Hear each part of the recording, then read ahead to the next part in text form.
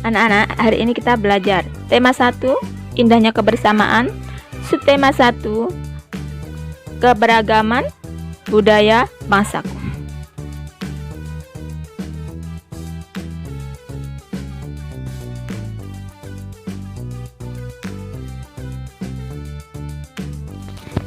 Anak-anak, yuk kita simak percakapan antara Anto dengan Ani.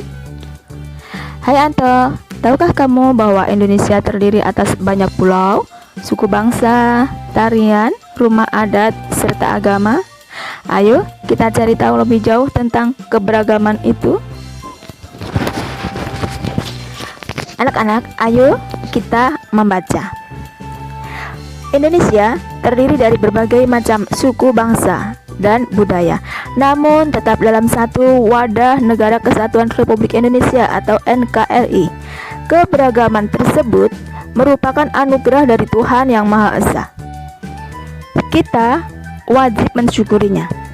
Berikut adalah bacaan tentang keberagaman budaya Indonesia. Bacalah teks berikut dengan teliti.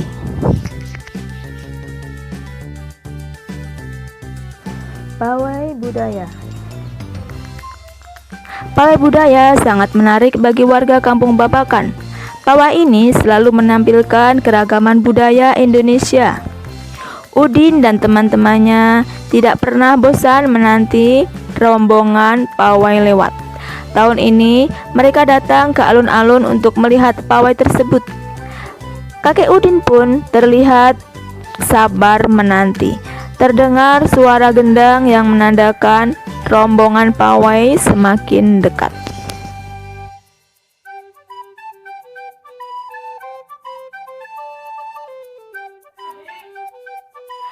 Di barisan pawai terdepan, terlihat rombongan dari Maluku.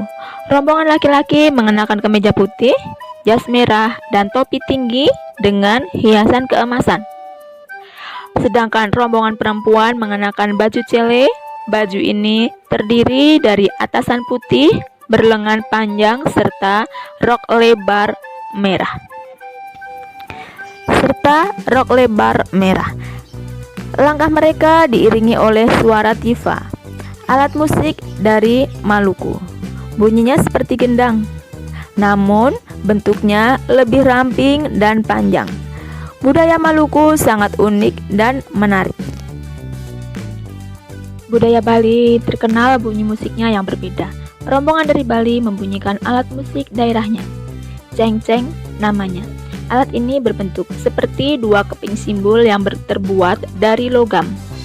Nyaring sekali bunyinya ketika kedua keping ini dipadukan.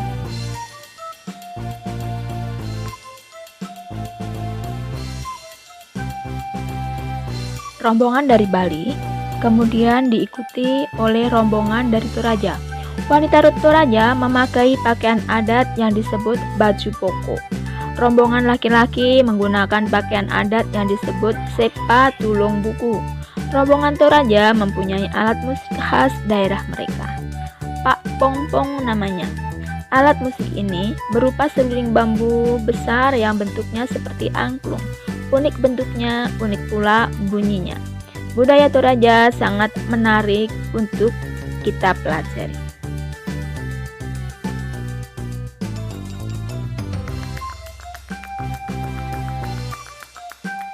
Udin dan teman-teman senang melihat pawai budaya. Selalu ada hal baru yang mereka perhatikan setiap tahun. Pakaian adat dari berbagai suku di Indonesia selalu menyenangkan untuk diamati. Benar kata Ibu Udin, kebudayaan Indonesia memang sangat beragam, kaya, dan mengagumkan.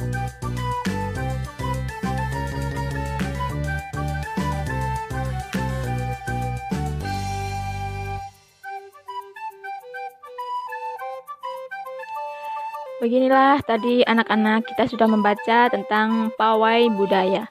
Nah, setelah kalian membaca pawai budaya, maka kalian silahkan tuliskan nomor urut di sebelah kiri bacaan, ya, di sebelah kiri bacaan tiap paragraf. Jadi kalian tuliskan paragraf pertama yang mana, ya, paragraf kedua yang mana, paragraf ketiga yang mana, paragraf keempat yang mana, dan paragraf kelima yang mana. Oke, begitu. Lalu tuliskan apa yang dibacakan pada paragraf pertama. Paragraf pertama itu isinya tentang apa? Begitu ya. Anak-anak, sebelum kalian menjawab jawaban soal yang berikutnya, ya, soal nomor 2, 3, dan 4, maka perlu Ibu jelaskan di sini. Setiap bacaan biasanya terdiri atas beberapa paragraf. Setiap paragraf itu memiliki gagasan pokok yang didukung dengan gagasan pendukung. Gagasan pokok adalah ide utama yang dibahas dalam suatu bacaan. Dapat berupa kalimat inti ataupun berupa pokok paragraf. Gagasan pendukung adalah uraian atau tambahan informasi untuk gagasan utama. Baik anak-anak, perlu Ibu jelaskan sekali lagi ya. Setiap bacaan itu terdiri dari beberapa paragraf, ya, seperti tadi yang kita contohkan bacaan tentang pawai budaya. Itu ada 5 paragraf, ya. Sudah Ibu bantu. Paragraf pertama yuk sudah Ibu kasih tulisannya, Ibu kasih tanda paragraf pertama, paragraf kedua, dan paragraf ketiga, paragraf keempat, dan paragraf kelima. Nah, itu adalah suatu bacaan terdiri dari beberapa paragraf. Nah, dalam satu paragraf itu ada satu kalimat utamanya atau kalimat intinya, ya, disebut gagasan pokok ataupun ide utama.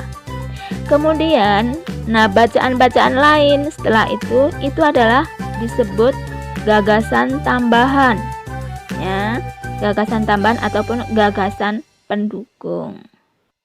Bagaimana anak-anak paham ya? Anak-anak bisa membedakan ya, mana yang disebut gagasan pokok dan mana yang disebut gagasan pendukung. Oke, kalau paham, oke, yuk kita lanjutkan untuk soal nomor 2. Yuk anak-anak,